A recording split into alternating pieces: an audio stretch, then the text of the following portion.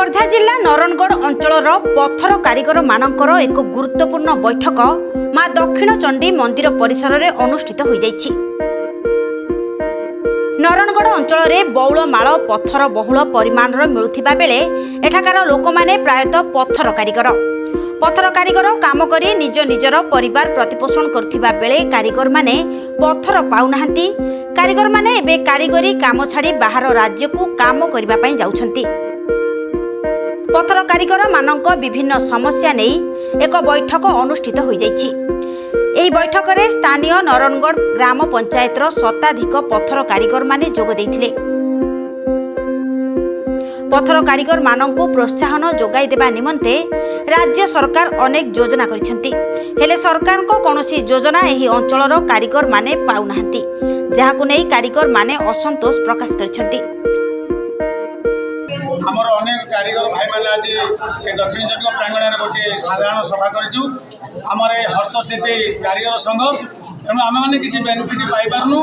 आमर समस्त एकाठी सभापति महासभा आसमर पुरी आम अनुरोध करूँ एवं आमको कौन संस्था गवर्नमेंटर सुविधा ना बोली से जवाब देते किसी करने। आम सब हस्तशिल्पी हिसाब से आम गरीब होकर रहीचु किसी भी करूँ। जदि आम किसी सरकार सहायता हाँ आम किसी उपलब्ध करूँ किसी खुशी हूँ सरकार। आज पर्यंत आम शह शहर अधिक कारीगर पत्थर चलला सारे आम भोक उपास रोचु आम किसी काम कार्य पाइपारूँ। से बहुत दुखित सरकार को अनुरोध करुँच आम कारीगर भाई किसी सरकार अनुदान दान कर। आगामी दिन में राज्य सरकार नरणगढ़ अंचल को शिल्पी ग्रामर मान्यता देवा सहित कारीगर मानक निमंते समस्त सुविधा सुजोग जोगाई देबाकू आलोचना होईछि। सरकार कारीगर मानकू चिन्हट करी यथाशीघ्र सरकारी सहायता जोगाई देबाकू कारीगर माने सरकार को निकट में दाबी करिसेंती।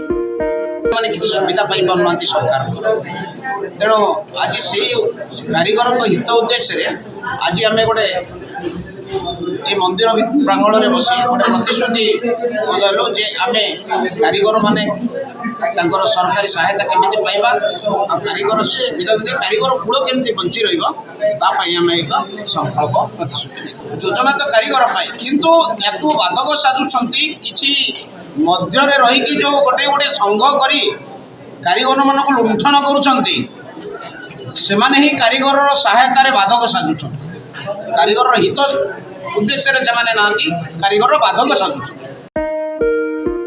कोणासर जितेंद्र महापात्र रिपोर्ट जिओ बा न्यूज।